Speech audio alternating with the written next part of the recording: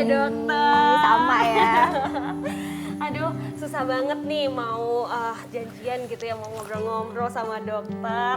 Sibuk banget. Pasien gimana nih, aman ya? Aman, udah kelar kok barusan. Aduh, ya perempuan tangguh karena kita buat schedule aja sama si dokter sulit banget nih. Aduh, karena pasien sibuk gitu ya dok ya. Lumayan, alhamdulillah ya. Alhamdulillah ya, iyalah secara gitu ya dokter Amel. Nah dokter, aku mau ngajak ngobrol-ngobrol nih. Oke. Ini kan kayaknya dokter sekarang sudah menjadi dokter spesialis lah ya. Apakah sebenarnya profesi dokter ini sudah menjadi cita-cita dari kecil dokter atau gimana nih? Kalau cita-cita dokter spesialis kulit sebenarnya nggak ada ya, nggak kebesit pikiran mau jadi dokter spesialis kulit. Tapi kalau jadi dokter emang dari kecil karena lingkungan aku memang semuanya dokter, jadi kayak om gitu, tante, kakek gitu. Jadi kebanyakan dokter. Jadi dari kecil tuh memang sudah kayak dicekokin juga sih sama orang tua kayak yang kamu nanti jadi dokter ya. Tapi yang dilihat aku lihat keseharian memang seperti itu, jadi ya emang kebawa jadi pengen jadi dokter gitu. Kalau untuk dokter spesialis kulit sendiri sebenarnya baru kepikiran itu setelah waktu masuk ke koas ya. Jadi waktu di klinik koas kita kan masuk ke box-box tuh, nanti ada penyakit dalam gitu, kandungan, nah salah satunya kulit. Jadi waktu di kulit itu memang lebih excited ke kulit ya. Terus habis itu juga karena waktu itu aku jadi dipercaya jadi chief kulitnya, jadi yang bener-bener ngurusin banget dari A sampai Z nih si para teman-teman aku yang lagi koas di kulit itu. Aduh, ini kayaknya karena kejebak ya, kejebak situasi kayaknya ya dok ya, jadi menyukai. Bisa dibilang ya kali ya. Gitu. Karena background keluarga juga dari kesehatan kan. Kalau dari keluarga sendiri tuh gimana sih? Apakah memang karena diinginkan sekali ini pengen jadi dokter, ataukah sebenarnya enggak juga nih dok? Kalau dokternya nih ya. Dokternya. Kalau dokternya sebenarnya dari keluarga sih memang pengennya ya kamu dokter kayak gitu, karena udah dari kecil kayak dibilangin kayak kalau misalnya jadi selain dokter nanti nih kalau kamu tuh nggak boleh ngandalin suami kayak gitu, kamu nggak boleh ngandalin suami. Jadi kalau misalnya kamu pengen bisa mandiri, pengen bisa ibaratnya tuh hidup kalau misalkan gak ada suami kamu lah kayak gitu, kamu tuh kayak harus jadi dokter deh. Kalau orang tua aku kayak gitu. Jadi memang dari keluarga tuh yang ngarepnya ya memang ya itu memang disuruh dokter gitu. Harus menjadi woman yang benar-benar independen tapi juga di ranah yang sama kayaknya ya dok ya, yaitu menjadi seorang dokter. Nah lalu untuk menjadi dokter langsung lanjut lagi nih ke spesialis gitu ya, apa sih sebenarnya tantangan tersulit, apalagi kan dokter juga wanita, tentunya punya keluarga juga, itu gimana dok? Paling sulit itu di saat mau ngambil spesialis tapi udah punya baby ya. Karena aku sendiri itu waktu ngambil spesialis kulit itu anak aku masih umur 1 tahun berapa waktu itu, 1 tahun setengah kalau nggak salah. Nah itu tuh memang ya tantangan sendiri, cuma karena waktu itu ngambil spesialisnya itu di Palembang, memang milihnya karena salah satunya udah punya baby. Jadi aku nggak, tadinya tuh mau ke keluar karena memang aku alumni dari luar ya. Nah tapi karena mikir kayaknya nih kalau punya baby di luar ngurus sendiri nggak mungkin nih, akhirnya ya udah di Palembang di Universitas Sriwijaya.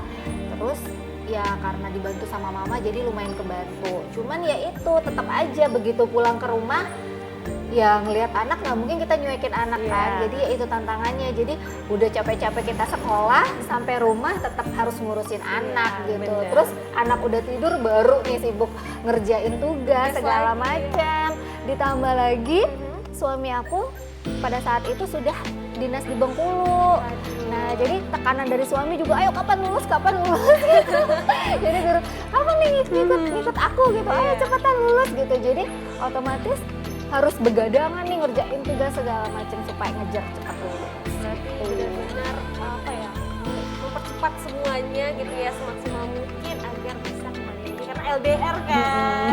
Lalu kalau dari suami sendiri kan sempat kayaknya di ujung-ujung ayo dong cepet-cepet gitu ya, tapi kalau di awalnya itu gimana sih, apakah dia sempat coba dipikirin dulu mau yang memberikan? mau ngambilnya ya, mau ngambil waktu spesialis ya. ngambilnya. Kalau mau ngambil spesialisnya dari awal sebelum nikah itu emang udah bilang, udah janji aku bilang nggak boleh nih aku walaupun nikah sama polisi mungkin ada ya beberapa temen nikah sama polisi jadinya teman sejawat aku dokter nikah sama polisi setelah itu dia nggak praktek atau nggak ngambil spesialis gitu, adalah beberapa.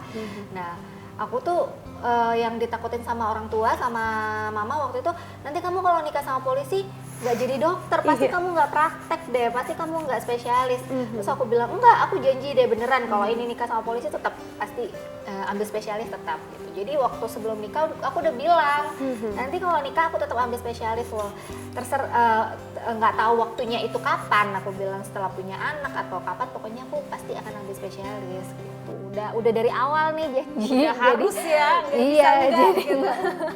Mau apa ya, mau menyelesaikan apa yang harus diselesaikan sama orang tua juga kan dok. Oke. Terus bagaimana sih cara dokter untuk bisa menguatkan? Oke, kita harus tetap selesaikan semuanya.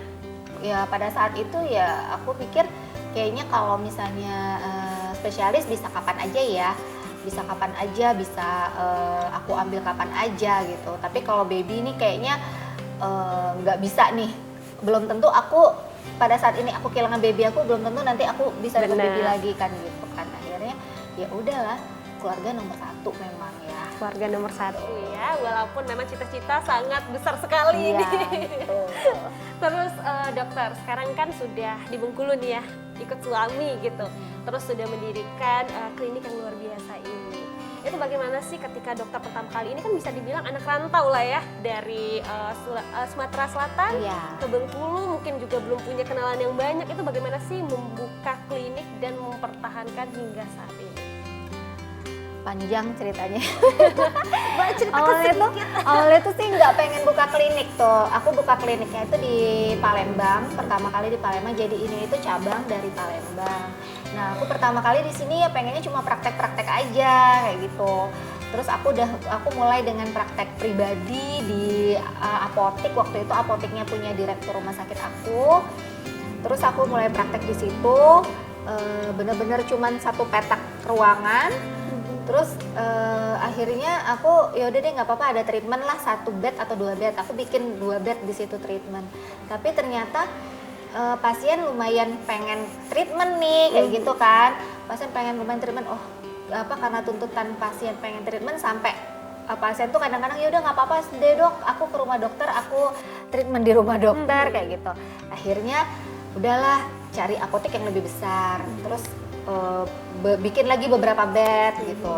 Terus ternyata kayaknya ini lumayan. Ya udah akhirnya ya udah deh, gimana ngomong sama suami, gimana nih kita kalau kita bikin klinik aja gimana kayak gitu. Terus sekalian juga rumah tinggal. Jadi ini tuh klinik aku sekalian rumah tinggal, Viva. Gitu.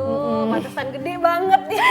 Jadi ya udahlah sekalian rumah, sekalian aku klinik karena itu tadi family is first ya. Benar. Jadi aku mikir sambil praktek aku tetap bisa ketemu sama anak aku nih kayak gitu. Jadi misalnya aku lagi istirahat makan siang, aku nanti makan siang sama suami aku kayak gitu. Akhirnya ya udahlah kita bikin klinik dengan ya suami, dibantu sama suami sih, nggak full uang aku juga gitu. Lagi-lagi ya perempuan tangguh, tentunya ini adalah support dari keluarga dan juga kita harus menomorsatukan keluarga walaupun kita sebagai wanita diizinkan atau mungkin diperbolehkan untuk memilih profesi yang kita inginkan. Luar biasa. Terakhir nih dok, harapan dokter sekarang dengan klinik yang sudah dokter bangun dan juga keluarga dokter ke depannya bagaimana? Harapan aku pastinya keluarga dulu ya, nomor 1. Keluarga aku tetap rukun gitu, kemudian semua apa yang dicita-citakan sama keluarga, terutama yang suami aku dan aku cita-citakan untuk anak-anak aku ke depannya itu bisa sesuai dengan harapan keluarganya. Ya pasti semua orang pengen keluarganya bahagia, rukun, tanpa ada gangguan apapun ya. Terus kemudian juga kalau kliniknya ya harapan aku ya semakin nambah pasiennya, semakin dikenal, semakin aku bisa membantu orang-orang khususnya orang-orang yang mempunyai problem di kulitnya, aku bisa membantu mereka. Jadi mereka nggak perlu lagi nih cari-cari dokter keluar-luar. Aduh, amin. Semoga niat yang baik akan terlaksana ya dok. Nah dokter, berhubung tema kita kali ini adalah cantik luar dan dalam, menurut dokter cantik yang harus dimiliki oleh wanita itu seperti apa sih dok? Jadi nggak klise sih ya, Viva. Cantik itu sebenarnya ya memang harus inner beauty ya. Jadi cantik yang di dalam itu otomatis akan memancarkan keluar. Sama kayak kulit sebenarnya. Apa yang terjadi di dalam badan kita semuanya terekspresi di kulit gitu. Jadi sama gitu juga. Kalau hatinya inner beauty ya udah pasti outside-nya juga beauty gitu sih. Oke, cantik dari dalam lagi-lagi ya dok. Betul ya, yang akan aja. dipancarkan dengan kulit-kulit manja Iya, ini. Tapi tetap treatment ya, jangan Iya, lupa. jangan lupa treatment loh perempuan tangguh. Tentunya kecantikan seorang wanita bukan hanya terpancar dari hiasan wajah saja, tapi kecantikan akan tercermin dari dalam, yaitu bagaimana kepedulian kita untuk menjaga kecantikan dari dalam agar tetap terus bersinar.